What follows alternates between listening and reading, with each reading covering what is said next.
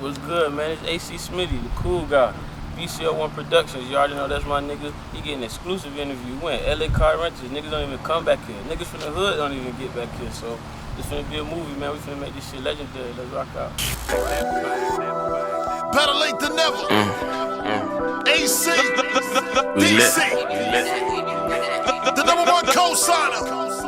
The money up, they talking down, I think they scared of us. At this point in life, we really can't compare to us. When you ball like this, is really no competitors. When you ball like this, is really no competitors. Coming to rapper, that shit it was just born in me. It was just a mix of just loving music and having, you know, people in my family that fuck with music.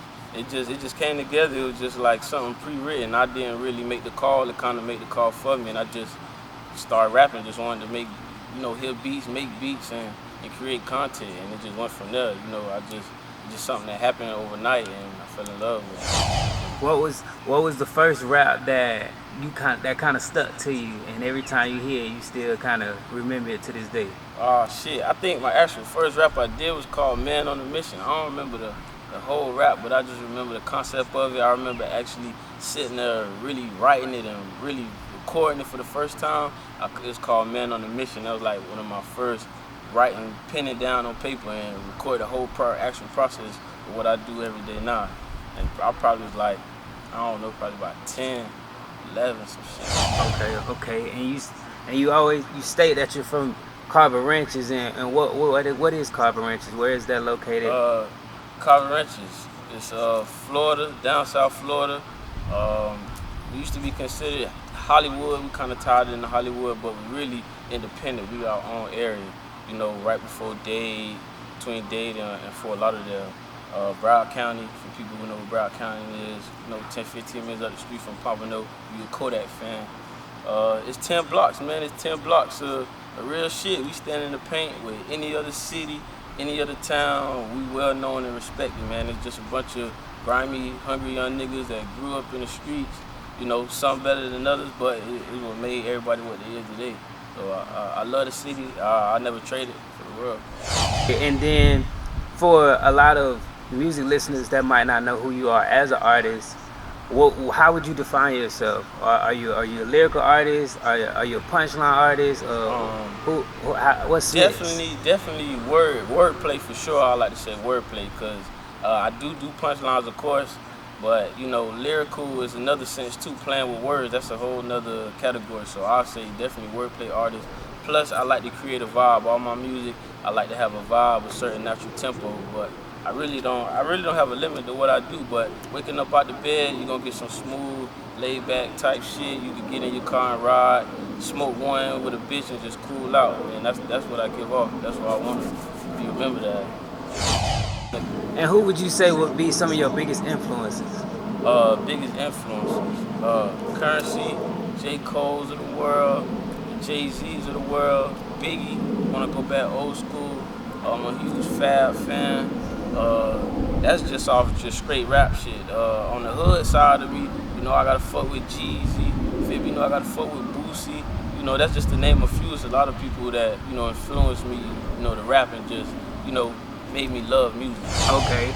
And through your journey of getting to the point to where you are right now, could you kind of let us in and know us what was one of those moments or the moment to where you knew that this was the path that you wanted to do, that you was born to be a rapper? Probably when, cause nigga rap forever, so we was in groups, we was rapping on our own. And we got love in the hood. We was respected. People knew who we was. But probably when I broke off completely by myself and I put out my first actual project, The Rough Draft, I think I dropped that in like 2011. That's when I was like, okay, I think this shit finna start getting real. This when I put my shit up on YouTube. This when I'm really starting to see what a fan base is and where it's coming from. People from different states just fucking with my music and quoting my shit and saying how different lyrics inspired them. You know, so probably like around 2011 when I was like, okay, we're gonna take this shit serious. Let's make this shit happen.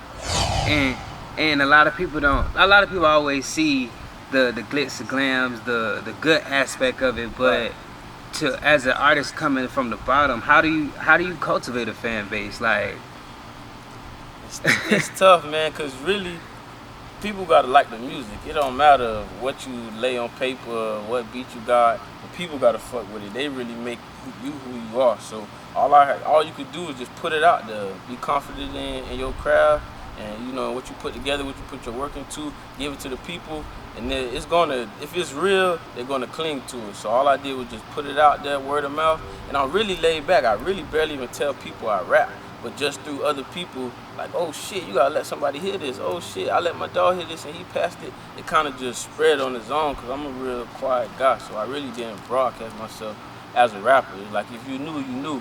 So it really came together on its own. The fan base just came to me. And it really was what motivated me to keep going.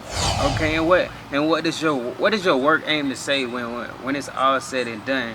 Of course, every artist wants to create timeless music, but what would you like for your legacy to be?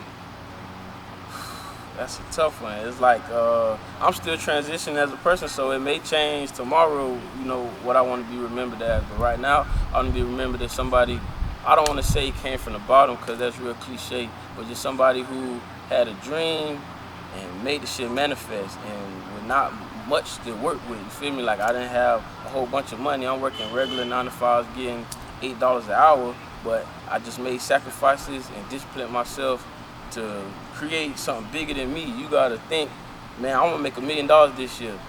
It might sound far-fetched when I was working at Target, but it's not. It's just really putting together that blueprint and that plan. And once you see that shit coming together, that shit make you go hungry. Like shit, whatever I think of, I could do that shit. So I just want to be remembered as somebody that motivated. Like, damn, he told me if I think of that shit, I could do that shit and make that shit happen. He did it. He went from shooting videos in car wrenches to shooting videos in Calabasas somewhere. Who knows? Whatever. It's just like, it's real. This shit is real. You know, it ain't no secret plan or no extra button. It's just go. It's all go mode. Put in that work.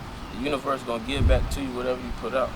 Shit, if you knew the AC, you can find me on Instagram, Twitter, AC Smitty 95. No capital letters, no underscores, no none of that. AC Smitty 95. Talking to AC Smitty, Car Wrenches product, Broward County product. Shout out to Good Villains. You know that's the team. Shout out to Blue Lens 95226, them my niggas. It's a wrenches kid in your face. Cleaning up my circle, way too many frenemies. I can see they hating, I can feel their energies. Any nigga cross me, they gon' face the penalties. Looking for the sauce and I got plenty remedies. You looking at a dog.